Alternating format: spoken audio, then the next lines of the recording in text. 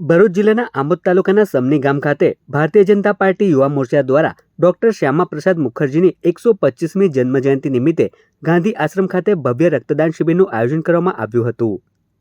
વડોદરાના ધ્વનિ બ્લડ સેન્ટરના સહયોગથી યોજાયેલ રક્તદાન શિબિરમાં જંબુસર આમોદના ધારાસભ્ય ડીકે સ્વામી, તાલુકા યુવા મોરચા પ્રમુખ ચિરાગ પટેલ તથા જિલ્લા યુવા મોરચા પ્રમુખ શક્તિસિંહ પરમાર ઉપસ્થિત રહ્યા હતા।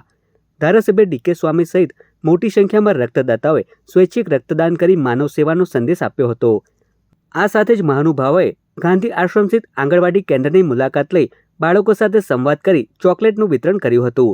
સમગ્ર કાર્યક્રમ સેવાભાવ અને સામાજિક જવાબદારીના માહોલમાં સફળતાપૂર્વક યોજાયો હતો।